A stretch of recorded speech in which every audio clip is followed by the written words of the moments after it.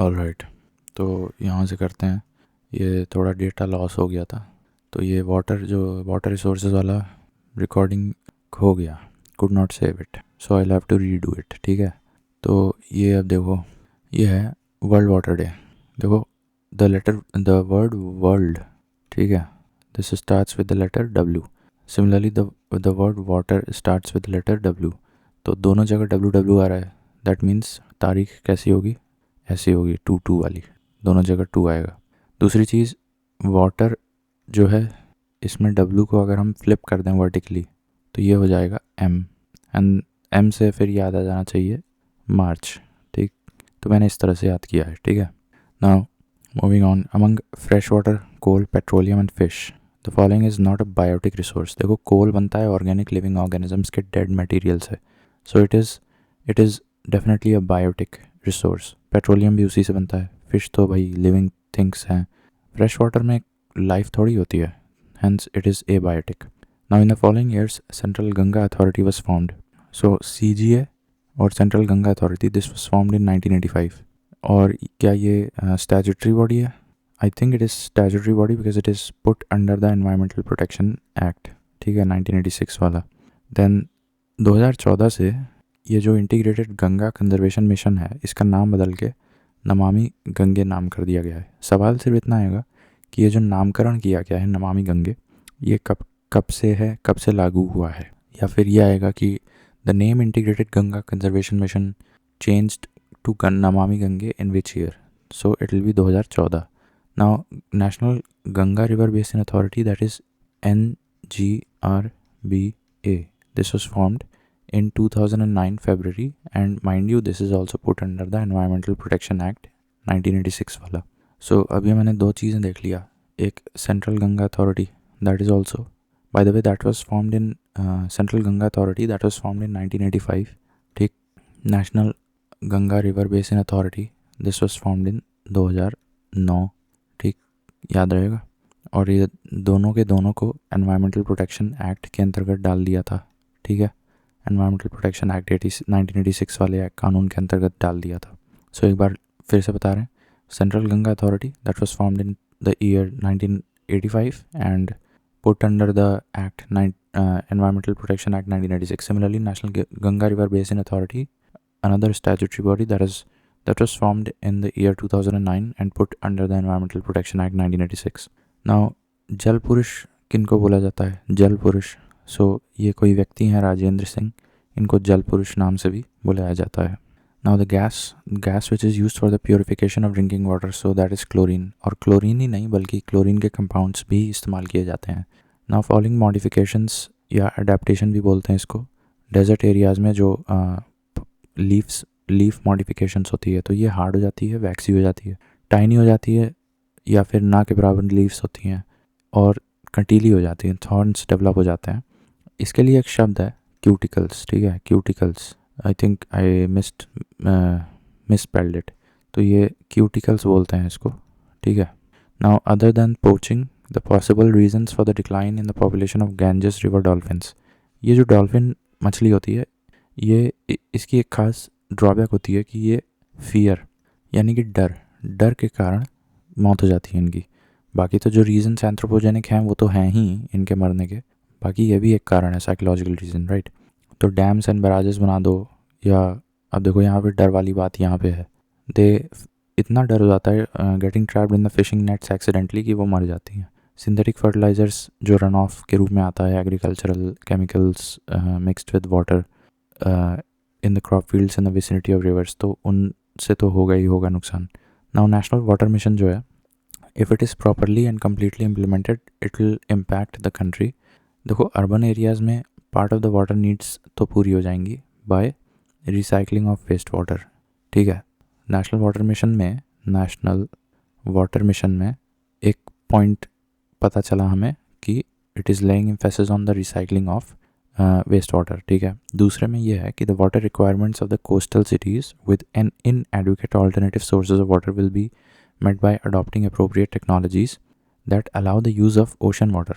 तो यहाँ पे हमको दूसरा टेक्नोलॉजी की तरफ इशारा हो रहा है। क्या है वो है डीसैलाइन डिसैलिनाइजेशन, ठीक है, ऑफ द सी वाटर।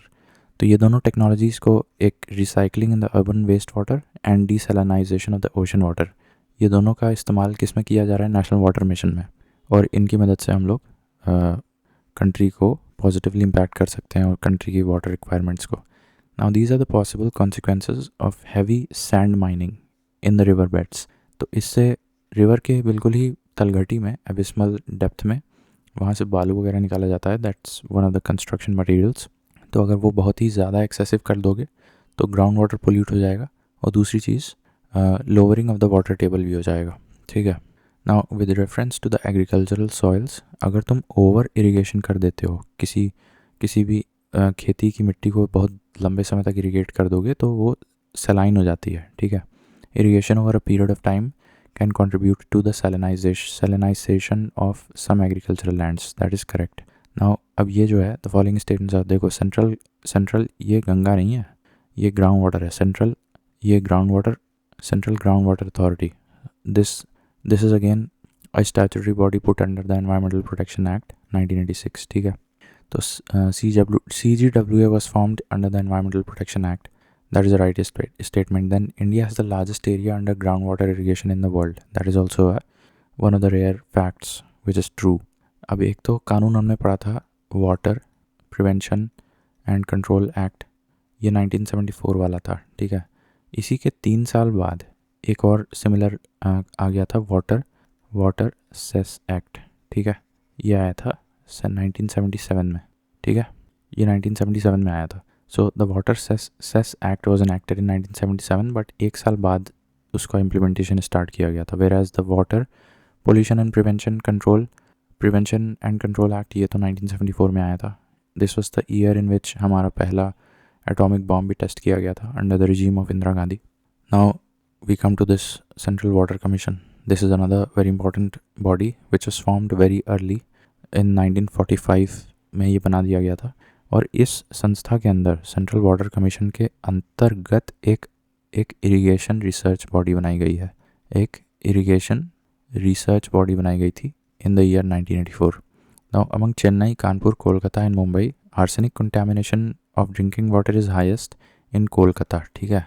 वही ईस्टर्न वाले इलाके में ज़्यादा arsenic contamination in the drinking water and river water है। The role of ultraviolet radiation in the water purification, it actually inactivates और kills the harmful microorganisms present in the water. और disinfectant के रूप में हम लोग ozone का भी इस्तेमाल करते हैं, क्लोरीन के भी कंपाउंड्स का इस्तेमाल करते हैं। तो एक हो गया ओजोन, और क्लोरीन के भी कुछ कंपाउंड्स होते हैं, एक्स मैंने लिख दिया है, कुछ भी हो सकता है यहाँ। ये वाटर डिसइंफेक्टेंट्स के रूप में इस्तेमाल करते हैं। Green washing basically refers to making false promises about protecting the environment.